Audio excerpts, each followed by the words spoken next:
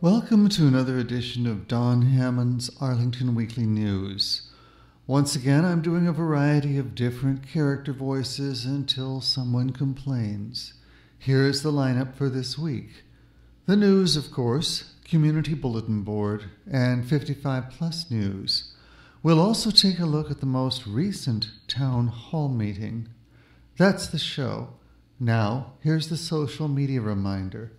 You can watch us on YouTube at Arlington Weekly News and the number 1, also on Facebook, and you can listen to us on the radio at WERA 96.7 FM. Now, on to the news. As of Sunday evening, August 23rd, reports show the number of confirmed COVID-19 cases in Arlington had exceeded 3,300. Regular viewers will note the continuing increase in the reported numbers.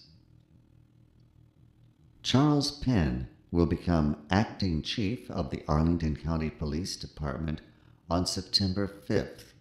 He will take over from Police Chief Jay Farr, who is retiring after 30 years of service in the department. Mr. Penn, who likes to go by the nickname Andy, has served as Deputy Chief of Police since July 2015, and he's a 28-year veteran of the Arlington County Police Department. He began his career as a patrol officer back in 1992. He currently serves as the commander of the Operations Division, and he oversees the daily operations of 2 patrol sections: Community Resource Section, Tactical Operations Section, Operations Support Section, and the Special Operations Section. County Manager Mark Schwartz noted that his experience and professionalism will help lead the police department during a transitional period. Mr. Penn has helped to build our well-respected police department, and his deep knowledge of the community will be immensely important in this role. Mr. Penn himself said he was extremely grateful for the opportunity to continue serving the Arlington community as acting chief of police, and he thanked Chief Farr for his exceptional and steadfast leadership to the dedicated men and women of the Arlington County Police Department over the last 5 years. There won't be a decision on final candidates until sometime after the work of the newly formed Police Practice Group is completed in December. And there is work to be done, because someone apparently smashed their way into a number of restaurants in Crystal City. This coming at a time when many of the restaurants are having difficulties because of the pandemic. The break-ins reportedly happened between Wednesday night and Thursday morning in and around Crystal City. One of the victims was a restaurant called Bozelli's. The Italian restaurant and pizzeria, which has 5 outposts in the area, had its glass door smashed in, and cash and other items were stolen. At least 3 restaurants were burglarized in and around Crystal City, and the police are working to collect security footage from surrounding buildings to identify the perpetrators, and are also working to find any witnesses. Mike Bazzelli, the owner, said, "The timing is very unfortunate because, like most restaurants, we're just trying to survive the pandemic. If the culprits would have stuck around until the cops came, we could have made them a pizza," he said. An Arlington County Police Department crime report listed 3 other business burglaries from around the same time, but the names of the businesses were not revealed. Elsewhere, Representative Don Beyer is planning to propose legislation that would remove the name of Robert E. Lee from Arlington House. Beyer said that it's time to drop Lee's name from the official name of Arlington House, from which Arlington County gets its name, logo, and seal. Although Lee did live in the house, its history goes both before and after his time there. It was built by George Washington's adopted son around the turn of the 19th century. It was seized during the Civil War. Beyer said, "The choice of Lee's home for the site of a national military cemetery was intended to be a punitive measure against Lee, who himself said after the Civil War that he opposed erecting Confederate monuments. Given these considerations and requests from members of the community, including descendants of enslaved people in the area, I am working on legislation to remove the reference to Robert E. Lee from the official name, Arlington House." Mr. Beyer went on to say, "Part of the reckoning with the history of racism and slavery in America and in our own community has become the re-examination of public symbols. I absolutely support that process, including the removal of the Robert E. Lee statue from the U.S. Capitol and taking other actions that make it clear that we do not revere Confederate leaders or approve of the cause for which they fought." Mr. Beyer's push to remove the name comes as Arlington County is in the midst of a series of proposed renamings. One such name change had been launched for Lee Highway, also known as Route 29, and new names have also been proposed for Henry Clay Park and the South Abingdon Street Bridge over 395. Previously, Washington Lee High School was renamed Washington Liberty, and Jefferson Davis Highway, also known as Route 1, was renamed Richmond Highway. The Arlington branch of the NAACP, meanwhile, called last month for Arlington's logo and seal to be redesigned in order to remove Arlington House altogether from each, calling it divisive and racist and a symbol of a slave labor camp. Finally, in the news, the last missing middle report has been released. That report identifies how additional policy areas beyond land use, planning, and housing, such as energy, stormwater, and trees, influence development in Arlington. The Community Energy Plan establishes goals for Arlington to become carbon neutral by 2050, to achieve 100% renewable electricity for the community by 2035, and to achieve 100% renewable electricity for county government operations by 2025. This organization incorporates goals for buildings, resilience, renewable energy, transportation, county government actions, and education and human behavior. Under historic preservation, Arlington will begin an update to the Historic Preservation Master Plan in 2020, the first since the plan's original adoption in 2006. For parks, the Public Spaces Master Plan establishes a vision and a framework for developing a network of public spaces across the county. The network connects neighborhoods to natural areas, protects valuable natural resources, and provides opportunities for structured and casual recreation. It also ensures access to the Potomac River, 4 Mile Run, and their tributaries. The County Board adopted an updated plan in 2019. The plan includes a level of service approach to estimate current and future needs for public spaces by using population-based and access standards. The County Board became a partner in the Biophilic Cities Network in March 2020. For parking, the county is currently conducting a review of their parking program. The goal of the review is to improve the program's efficiency, user experience, and fairness. Under schools, Arlington County Public Schools is preparing a one-year plan for fiscal year 2021, which is expected to be adopted by the school board in 2020. They'll develop a 3 to 6 year plan in the spring of 2021.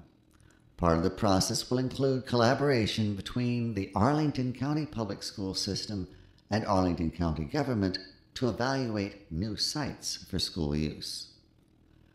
Under stormwater, Arlington launched Flood Resilient Arlington in 2019. This was to respond to increasing flood risks caused by storm system capacity and overland relief limitations, which were magnified by changing climate and rainfall patterns. Under transportation, the county board adopted a resolution in 2019 committing to what they called Vision Zero, which is intended to eliminate all traffic fatalities and injuries. A draft action plan is due to be completed during the fall of 2020, and the county plans to begin implementing the plan in 2021. As for trees, the county is preparing to initiate an integrated effort to update its urban forest master plan and its natural resources management plan in 2020. This effort is exploring how to provide stormwater management credits for tree preservation and planting, as well as improvements in soil management and decompaction for tree planting locations. That's the news for this week. Now it's time for Community Bulletin Board, or CBB. Hello and welcome to CBB. Here's an event for kids from the ages of 3 to 5. It's all about monarch butterflies. It's one of a number of preschool programs that are offered throughout the year at both the Gulf Branch and Long Branch nature centers. Now this theme is repeated during the month, so please register for only one session at each center each month. Caretakers do have to stay with the child during the program, and registration is required. Just call 703-228-4747 and reference activity number 612910A.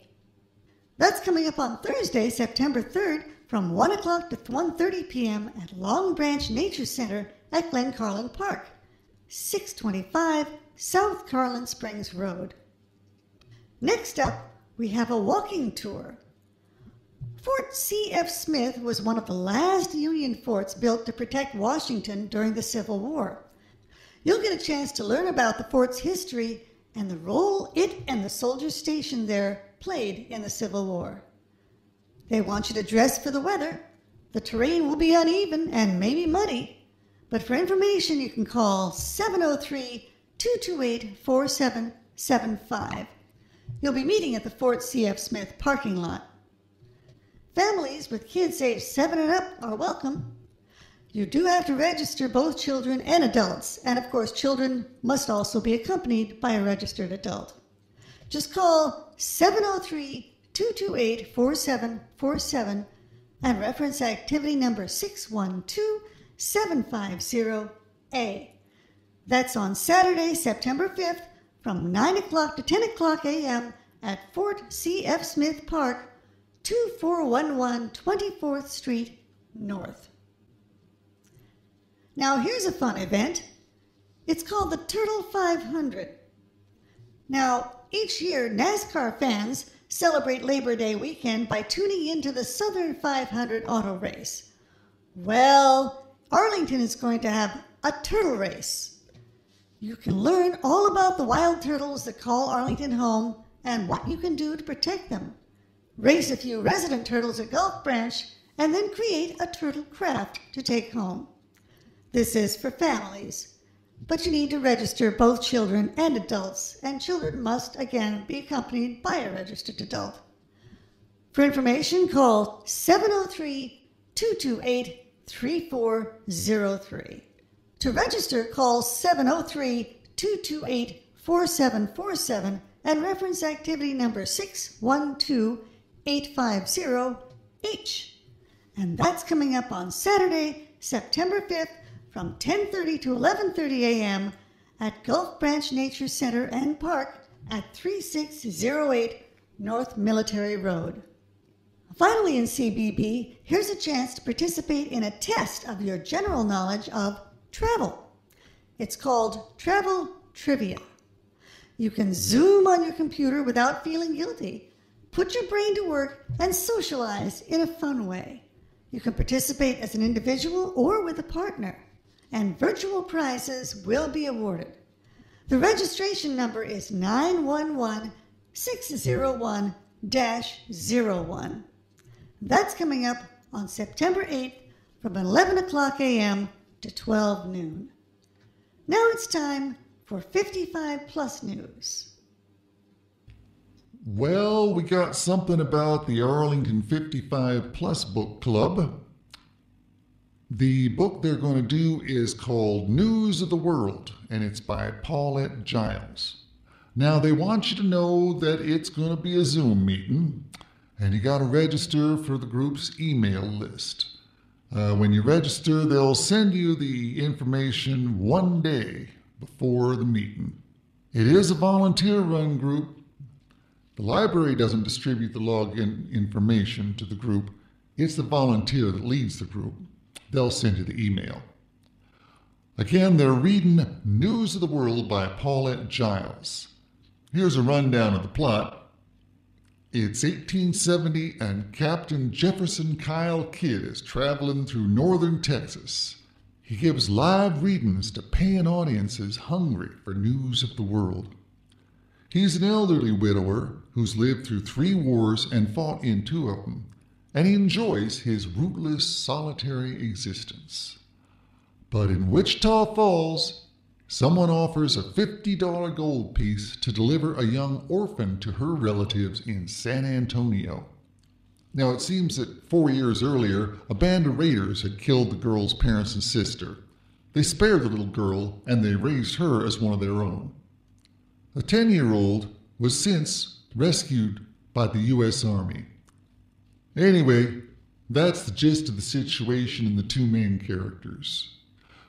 They say that News of the World is a brilliant work of historical fiction that explores the boundaries of family, responsibility, honor, and trust. Now, the book club is hosted in partnership with Arlington's Office of Senior Adult Programs. Now, this program is coming up on September the 3rd, but for more information, you should contact Jennifer, and she's got an email address, jodlum@arlingtonva.us, or you can just call her at 703-228-5960. Next up, it's the Quarantine Art Club again, and their motto is "Do it for the zine." They want you to join the members of the Arlington Public Library Quarantine editorial team for what they call a virtual art-making party. You'll also have a chance to meet with other Arlingtonians who have been published in Quarantine. Just bring whatever you're working on, bring your lunch, bring your best stories, and if you're stuck on what to make for the next issue, they'll give you suggestions and prompts to help you get going. Now, the Quarantine Art Club meets every first Friday of the month for as long as the Quarantine gets published. Next meeting is coming up on Friday, September 4th from 12 noon to 1 p.m. The next story is called Money Smarts Pay, Credit and Debt Management. Now, this is a class brought to you by Arlington County's Virginia Cooperative Extension Master Financial Education Volunteers. They do want you to know that the series is taught in English. Once you register, you'll receive the link for the class, and it's another Zoom one. If you want more info, you can just visit https://arlington.ext.vt.edu. Hopefully that's not too much of a mouthful. In this class, they're going to teach you how to manage your money, how to reduce your credit card debt, how to save and plan for emergencies, and how to understand your credit report and credit score. And they say there's even more. That's coming up on Wednesday, September 2nd from 6 o'clock to 7:30 p.m. Last up, we're asking the question, when will the trails reopen? Now, last week we mentioned that a portion of the Custis Trail is supposed to be detoured for 2 weeks, from Monday, August 24th to Sunday, September 6th. I got a little more information. Here's what they say. A roundabout is being constructed on the south side of the Custis Trail I-66 underpass to improve safety and sight lines for pedestrians, cyclists, and other users of the Custis Trail and Bon Air Park. The Custis Trail remains closed under I-66 for safety reasons, while an additional travel lane is being added overhead. The big news is that the trail is expected to fully reopen in late October 2020. We'll see. As for the W&OD detours at Sycamore Street and Lee Highway, there's no new info beyond the old estimate of sometime around fall 2020. They talk about a roundabout. Sometimes this feels more like a runaround. Now here's a special message for our viewers and listeners. As you may know, Don Hammond's Arlington Weekly News had its first broadcast in April 1981. In those days, public access television was a new experiment in communications within our community. In the years since then, we have been around to observe the many changes around Arlington, including the advent of our related radio station, WERA-FM, which we mention every week. However, this week, we would like to call your attention to a particular program, not a television show, but an experimental radio show exclusive to WERA. The show is called In These Times, and it was created near the start of the current COVID epidemic as a way for our community members to express their personal thoughts and feelings as we pass through this difficult period. So far, the shows have been varied. Guests have included authors from as far away as Japan or right here in Arlington. We've occasionally heard from musicians in the greater DC area, and other guests included representatives from the medical and educational community. All of these people had their own stories to tell, but so far, there is one voice that we are still missing. Yours. You may not have a book to promote or a product to sell or a service to advertise, but you do have your own individual perspective on what it means to be living here and now. And that, more than anything else, is the reason that the In These Times program was created. Our little radio station doesn't have to be just passive entertainment. In These Times is your chance to make your own voice heard. If you want some examples, you can tune in on Monday mornings at 8 o'clock a.m., Wednesdays at 8 a.m. and 5 p.m., and on Fridays at 5 p.m. That will give you some idea of what others have had to say. But now it's your turn. For information about making your own appearance, call Arlington Independent Media at 703-524-2388 and let them know that you're ready to raise your own voice. Finally, the Arlington County Board's virtual town hall meeting was announced for Friday, August 21st from 12:30 to 1:30 p.m. It was to follow another session involving airport noise. However, at the conclusion of that meeting, the familiar informative slideshow came up and continued for over 10 minutes. After the 10 minutes, we conducted a web search for Arlington Town Hall Meeting August 21, 2020, but it brought up a link to the county's Facebook page which said that the content could not be displayed. We checked Granicus, the entity that transmits the meetings online, but we only found a schedule of events that did not include the meeting. We finally placed a telephone call to the county board number, and that provided the answer. The meeting had been canceled, and the date and time of the next meeting was not yet known. As of 12:55 p.m., we were still unable to locate any communication from the county giving notice of the cancellation. Well, I promised at the beginning of the show that I would take a look at the town hall meeting. I took a look, and that's all I found. And that concludes this week's show.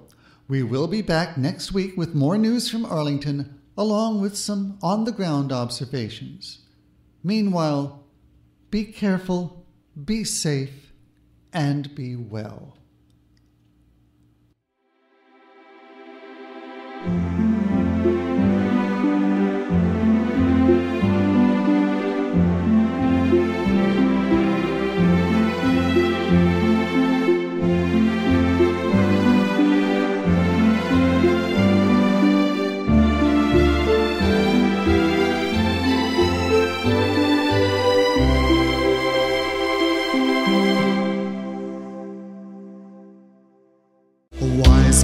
With his lamp aglow came and told me, I don't know what else he knows, but he knows that I don't know.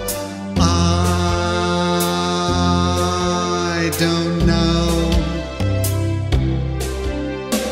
I don't know.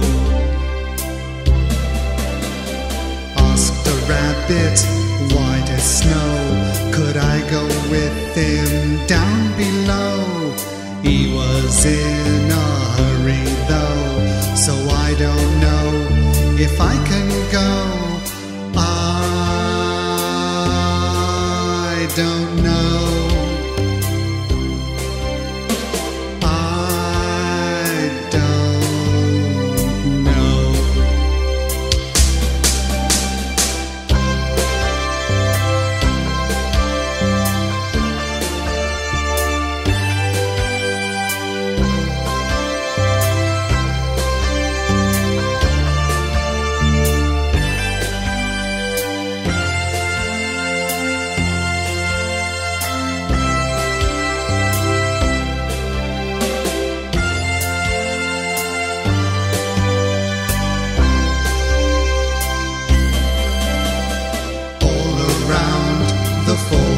Blow, branches swaying to and fro, saw it in a picture show. What's the meaning? I don't know.